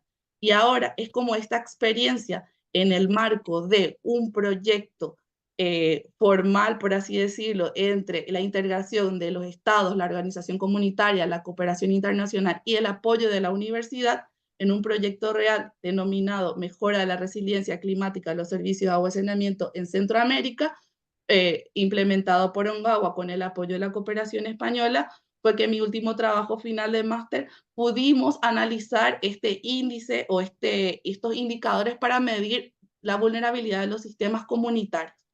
Y así como la inserción de este proceso académico en un proyecto real puede ir tomando camino por recorrer. Y en ese sentido tenemos hoy avanzado ya un índice de vulnerabilidad climática que fue pilotado en un caso real en Nicaragua, pero a futuro se espera la integración a nivel de políticas públicas, a nivel de cooperación internacional y a nivel propio de las comunidades. Y en ese sentido tengo 3 conclusiones principales. Como decía, a nivel regional, asumir un índice de vulnerabilidad permite identificar mejor las realidades comunitarias y permite generar información para la defensa de los territorios. A nivel de cooperación internacional, es sumamente importante obtener un instrumento para avanzar en la estandarización, atendiendo a la complejidad de las realidades y reconocer que las propias comunidades tienen esa capacidad de afrontar las adversidades. Y las comunidades tienen la responsabilidad de informarse sobre los riesgos climáticos y de poder gestionar. Y por último, reconocer que la vulnerabilidad de los servicios de agua y saneamiento no es solo un tema de infraestructura, que la participación de los pueblos indígenas y las comunidades rurales es fundamental para los procesos de resiliencia y adaptación. Y por último, la gestión del conocimiento es una responsabilidad compartida, tanto de los gobiernos, la cooperación y los responsables, estudiantes como nosotros que avanzamos en el mundo del desarrollo profesional. Y bueno, y es eso todo lo que comparto por hoy y muchas gracias por el espacio.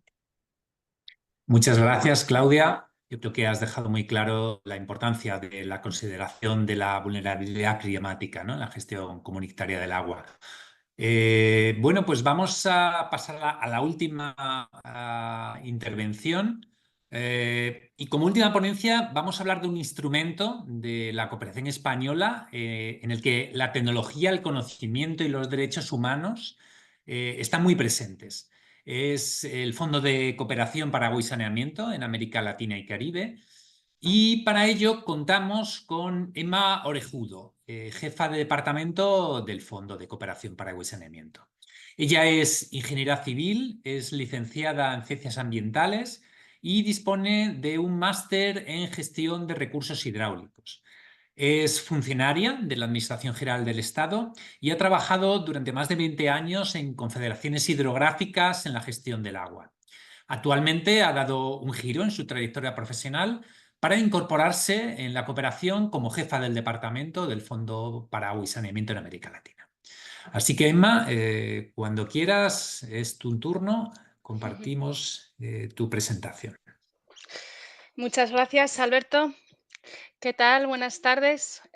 Por mi parte, estoy encantada de poder estar en este espacio compartiendo estos momentos y compartiendo el punto de vista del enfoque de la ingeniería en los derechos humanos del agua. Y dónde mejor que desde el Fondo de Cooperación al Agua y Saneamiento, al departamento que es el que me acabo de incorporar, donde os podemos contar cómo trabajamos en la ejecución efectiva de los derechos humanos al agua y al saneamiento. Sí me gustaría empezar la charla con un vídeo que habla del fondo, porque es un vídeo, yo creo que es muy emotivo, es muy bonito y además con las imágenes que se acompañan al vídeo pues se llega muy bien a lo que hacemos en el fondo. Y sí me gustaría aprovechar a las personas que estáis escuchándonos y que lleváis tanto rato y que os agradecemos entre todos que estéis ahí, porque dice mucho de vosotras y vosotros vuestra inquietud que tenéis por este asunto. Sí me gustaría, a la vez que vayáis viendo el vídeo, si escribís en el chat qué os inspira el vídeo, en el sentido de si podéis sacar qué inspira al propio departamento, qué principios inspiran a la actuación del fondo, ¿vale? Del Fondo de Cooperación de Agua y Saneamiento. Lo vemos, yo lanzo esta pregunta, si queréis ir poniendo en el chat qué os inspira el vídeo, qué principios os inspira en relación con los derechos humanos y el planteamiento del fondo, y luego yo enlazo con la continuación de la presentación. Entonces, adelante.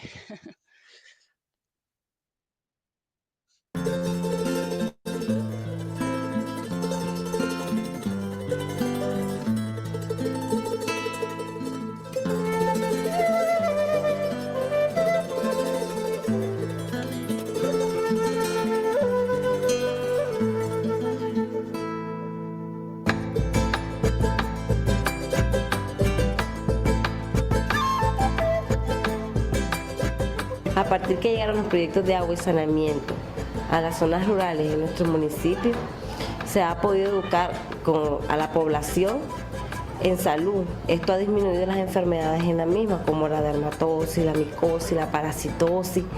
Y ahora somos un municipio cero en malaria, no tenemos malaria. Antes acudían las madres con los niños con episodios de diarrea que terminaban en muerte, hoy no se nos mueren los niños por diarrea.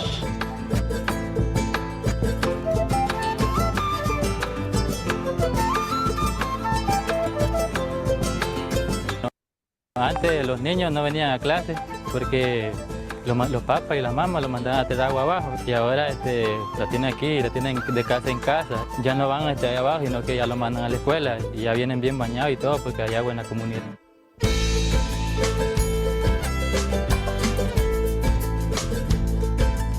La contaminación de esta quebrada y de ambos lados es lo que más ha destruido esta ciudad.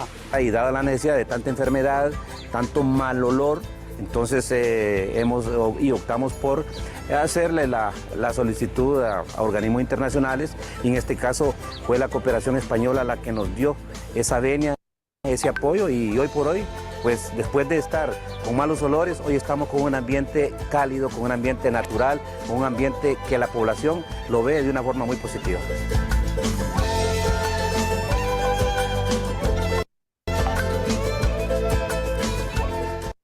La lógica de diálogo y colaboración con España es muy horizontal.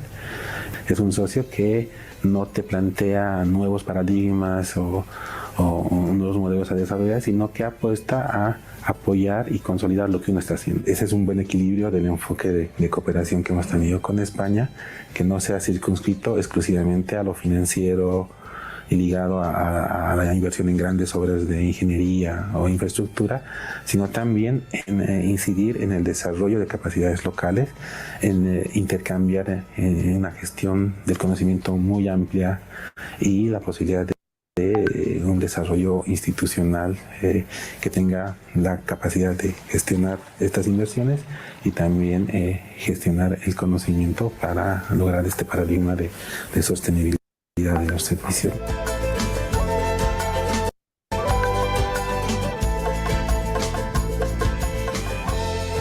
Ser bombera significa prender y apagar el sistema de la bomba y darle el abastecimiento de agua a la comunidad.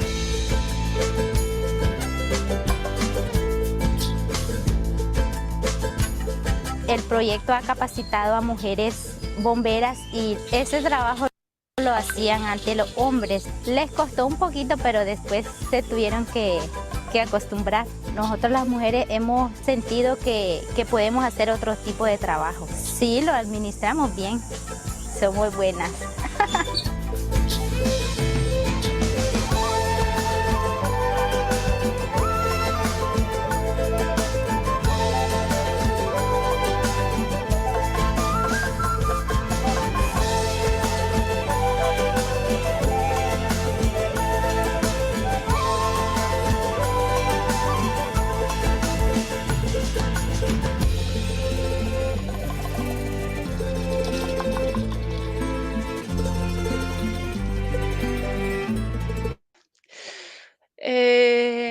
No sé si conocéis, habéis oído hablar del Fondo de Cooperación para Agua y Saneamiento. Si no es así, os cuento que el Fondo de Cooperación forma parte de la Agencia Española de Cooperación Internacional y es un fondo, es un instrumento específico que está especializado en agua y saneamiento, como dice su nombre, y está especializado en una región, América Latina y Caribe. Enlazo con el vídeo de presentación. Habéis oído que de fondo de la música y del vídeo hay música hay del Caribe. Por eso es porque el fondo está focalizado en esta región. El fondo se crea en el año 2008. Como hemos visto al principio del seminario con la historia de los derechos humanos, al agua y saneamiento tiene el recorrido desde mediados del siglo pasado, pero se consagran en la resolución del año 2010. El fondo ya se creó en el año 2008, entonces es pionero también en ejecutar actuaciones específicas para contribuir a hacer efectivos los derechos humanos al agua y al saneamiento. Otro de los objetivos del fondo, aparte de hacer efectivos estos derechos humanos al agua y saneamiento que hemos visto durante toda esta jornada, es acompañar a los países socios de la cooperación española en América Latina en su avance hacia el logro del objetivo número 6 de los Objetivos de Desarrollo Sostenible. O sea que tenemos esos dos objetivos del fondo: aplicación, hacer efectivos los derechos humanos al agua y saneamiento, y acompañar para el cumplimiento del objetivo número 6, el ODS 6, que luego se articulan a través de cumplimiento de otros de los objetivos de desarrollo sostenibles. Entonces, el fondo en sí, la creación del fondo supone una iniciativa sin precedentes, por eso que estaba contando, porque supone sectorizar en agua y focalizar el reconocimiento de los derechos humanos en agua y saneamiento e instrumentalizarlo a través de esta herramienta de cooperación internacional. En el vídeo que hemos puesto del fondo se hizo en el año 2020, aparecen unas cifras, la cifra actual están actualizadas y la cartera de los programas que se han llevado desde el fondo asciende hasta 1.620 millones de euros, con 18 países de beneficiarios, 87 programas y más de 4,4 millones de personas beneficiadas. Los programas y los proyectos del fondo y la actuación del fondo está destinado a las personas más vulnerables de las áreas rurales y periurbanas con menor cobertura de servicios. ¿Sí? Los objetivos estratégicos entonces del fondo es contribuir a la realización de los derechos humanos al agua y saneamiento, extender el acceso y los servicios básicos de agua y saneamiento a todas las regiones, reforzar el sistema institucional de los países para una adecuada gestión del agua en su conjunto y potenciar la gestión integrada del recurso hídrico. Y aquí me gustaría enlazar con el vídeo que hemos visto. Habéis visto varios ejemplos. Habéis visto en el primer ejemplo que era una actuación de agua y saneamiento que se ha desarrollado en Nicaragua, donde sale hablando una delegada del Ministerio de Salud, hablando de lo que implica el llevar los servicios de agua y saneamiento a esa zona rural. Es una zona rural, mejora de la salud, facilita que los pequeños y las pequeñas llegan ya a la escuela saneados, y hay una cuestión que es muy relevante y que pone sobre la mesa, es la cuestión de la mejora de la salud. Cero malaria, no casos de diarreas, pues lo que supone eso, el avanzar con el derecho humano al agua y saneamiento, reconociendo eso, las mejoras de la salud de la población. También vemos el caso en el vídeo, un segundo caso de contaminación, donde sale incluso hablando el alcalde de Santa Rosa, que es una región de Honduras, que habla de la quebrada, que tiene mucha contaminación, que se hace un proyecto y que lo que finaliza es en el ambiente salubre y en la mejora de las condiciones de la población. Otra de las cuestiones que se ponen en el vídeo, sobre la mesa, que creo que son muy relevantes, es cuando, no sé si os dais cuenta, que habla el ministro de Medio Ambiente y Agua de Bolivia, que habla de la lógica del diálogo. Habla de que la colaboración de la Agencia Española de Cooperación Internacional a través del fondo con los países es una colaboración horizontal. ¿Qué significa esto? Que lo que hacemos es apoyamos al desarrollo de las capacidades, no se van a actuaciones y programas concretas diciendo lo que se dice, lo que se supone que convendría hacer. No, lo que hacemos es, tenemos una lógica de diálogo y actuamos en el terreno con las necesidades del terreno siempre de la mano. Entonces, estas cuestiones de lógica de diálogo, la colaboración horizontal y también lo que habla el ministro que en el vídeo, la gestión del conocimiento y el paradigma de sostenibilidad. Esta pata de las actuaciones de los programas, la sostenibilidad, que ha ido saliendo también a lo largo de las charlas de hoy, es muy relevante. Nosotros como ingeniería, cuando vamos y ejecutamos las infraestructuras, es importante porque ha venido pasando mucho y es lo que queremos incidir, no solo ejecutar infraestructuras, no solo colaborar en la solución del problema, sino en garantizar una sostenibilidad de las infraestructuras.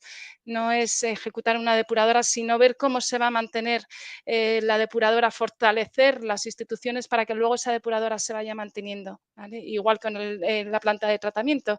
No solo es ejecutar la planta, sino garantizar que luego va a haber herramientas para mantener el sistema de potabilización. Va a haber instrumentos, va a haber la gestión por la vía que se considere.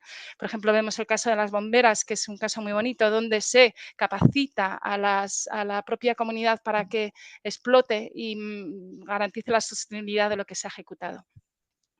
Enlace con el caso de las bomberas, que a mí me parece también muy bonitos. Aquí lo que se pone también encima de la mesa es el enfoque de género, con el que también trabajamos desde las actuaciones del fondo. Se capacita a las mujeres, se empodera a las mujeres y se va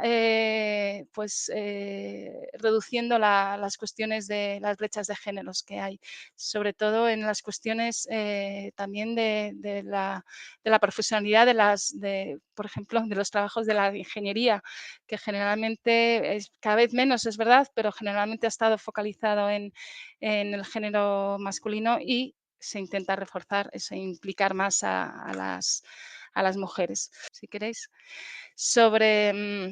sobre las actuaciones del fondo. Se ven actuaciones concretas, lo que se promueve, pero en estas actuaciones de ingeniería, de infraestructuras, van muchas cosas implicadas. Va el tema de la ruralidad, va el tema de la equidad de género. No sé si habéis respondido a lo que os ha ido inspirando, no veo nada en el chat, pero yo os comento los principios inspiradores del fondo. Los principios inspiradores son el derechos humanos al agua y saneamiento, poner el foco en las zonas rurales y periurbanas, como lo hemos visto en las imágenes de los proyectos del vídeo, la equidad de género y diversidad cultural, el caso de las bomberas, el fortalecimiento institucional, eso para garantizar la sostenibilidad de los servicios, por ejemplo, y sobre todo también metemos un enfoque de gestión integrada de los recursos hídricos para no actuar solo en un ámbito concreto, sino actuar en todo el ciclo, en toda la gestión integrada, desde el agua potable, desde que se está en la fuente hasta que se utiliza, se desecha, se trata y se retorna o se reutiliza antes de devolverla al medio hidráulico. ¿Qué actuaciones son financiables relativas a derechos humanos a través del fondo? O sea, que con nuestros programas pues tenemos servicios de acceso a servicios de agua potable, como canalizaciones, almacenamiento de aguas de lluvia, instalaciones de pequeñas plantas potabilizadoras, que esto lo estudiamos mucho en la ingeniería civil, los proyectos para los servicios de agua potable, también con los servicios básicos de saneamiento, tratamientos terciarios y secundarios, conexiones a sistemas de colectores y alcantarillados, los sistemas de drenaje sostenible, tratamientos de aguas de tormenta, por ejemplo. Pero también, como he dicho antes, actuamos en el refuerzo del sistema institucional, fortalecimiento de entidades públicas y prestadoras de los servicios, el apoyo a la elaboración de planes estratégicos, mejoras de los marcos regulatorios y también promovemos proyectos que favorezcan la protección y la gestión integrada del recurso hídrico en conjunto para la gestión sostenible de las cuencas fluviales. No quiero extenderme mucho porque soy la última de la charla, está siendo una tarde muy interesante, pero para no extenderme más, nuestros países de actuación son los 18. Ahora en la cartera los más importantes que tenemos son Haití, Paraguay, Bolivia y Guatemala. pero en conjunto, como hemos comentado antes, son 1.621 euros en total, 87 programas con 811 millones de euros de donaciones del fondo. Avanzamos a la siguiente. Y yo creo que vamos a ir a la siguiente también por no entretenerme con los proyectos en concreto, porque y a la siguiente también quiero ir directamente a la diapositiva, la siguiente también. Para contaros, el fondo lo que hacemos es, tenemos varias maneras de financiar las actuaciones, ¿vale? Lo que hacemos son, identificamos programas, los programas los ejecutan siempre en los países los beneficiarios, nosotros no ejecutamos, eso es importante, lo que hacemos es gestionamos el dinero que va a esos programas, instrumentalizamos esos programas. ¿Qué es lo que pasa? Que en la selección de los programas, en la materialización de los programas, lo que hacemos es siempre, tenemos la visión del el enfoque de derechos humanos al agua y saneamiento y también pues intentamos que siempre se garantice pues eso, los principios que inspiran al fondo que hemos estado comentando antes de ruralidad, equidad y otros objetivos de desarrollo sostenible. Tenemos fondos que provienen de la Unión Europea, que es lo que llamamos la cooperación delegada, que es lo que veis en la parte izquierda, la diapositiva. Tenemos también una parte de cooperación técnica, que lo llamamos Aquafond, que articulamos a través del Banco Iberoamericano de Desarrollo. Tenemos también cooperación reembolsable, que esto significa que se puede dar por parte de la Agencia Española de Cooperación Internacional unos créditos, pero especiales, son créditos que se dan a los países, pero en condiciones especiales, ¿vale? Y luego tenemos también distintas actuaciones para la gestión del conocimiento. Enlazo con la siguiente diapositiva, con este esquema, que es verdad que se ve muy chiquitito, pero aquí se puede apreciar bien. A ver, lo voy a ver yo en grande. Eso como del gran fondo, las cuatro patas. Una es el desarrollo de capacidades y gestión del conocimiento. Desarrollo de capacidades es lo que hemos comentado antes, eso, por ejemplo, con el caso de las bomberas o lo que estamos hablando del fortalecimiento de las instituciones, lo desarrollamos a través de la formación específica de los programas. Siempre en nuestros programas se intenta que esté metida esta pata de no solo la infraestructura, sino pues facilitar el desarrollo de las capacidades de locales.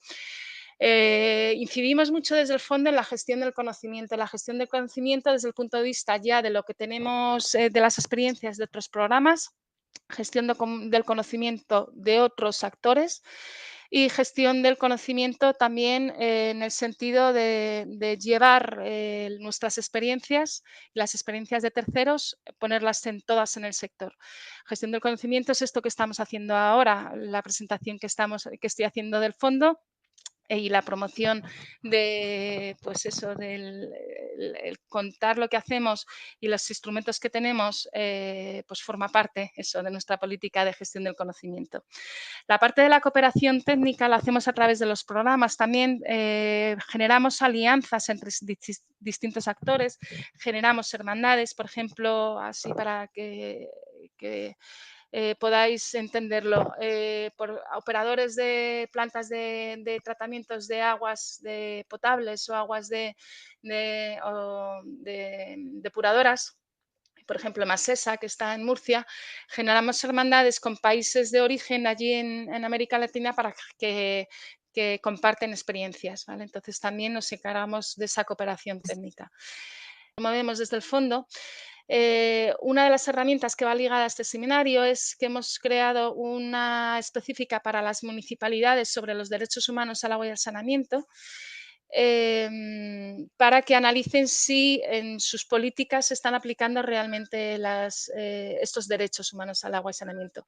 Pues esta herramienta específica que hemos desarrollado está dispuesta en nuestra página web y supone una de las cosas que hacemos en el fondo, en la parte de la gestión del conocimiento. La presentación al final he puesto eso, los enlaces a esta memoria, que es lo que tenemos a la vista, también enlaces a nuestras redes sociales y también un enlace a los boletines de suscripciones a boletines, como se llama, sí, a nuestro boletín, suscripción, sí. En nuestro boletín, que hacemos boletines mensuales con información de actividades que hacemos, de promoción del conocimiento, ¿vale? Donde también ponemos seminarios que promovemos desde el fondo. Entonces, os animo a todas aquellas personas que estéis interesadas en el tema a que os suscribáis a nuestro boletín y os mandamos información sobre las actividades, lo que hacemos en el fondo, pues eso, si queréis, pues si tenéis interés en ampliar vuestro conocimiento. Está la memoria del año pasado, que es lo que tenéis en la pantalla, está estructurada en distintas partes. Hablamos del fondo, de un vistazo, efectivamente, de la situación del FECAS, del Gran Fondo, alianzas, países, cómo trabajamos, y dentro de cómo trabajamos, ¿veis? Ahí está, es más una memoria muy bonita, muy amable, con las cifras y las letras. Aquí dentro de donde trabajamos hemos puesto una parte de enfoque de derechos humanos al agua, ¿vale? Aquí hablamos sobre el enfoque de los derechos humanos desde el fondo.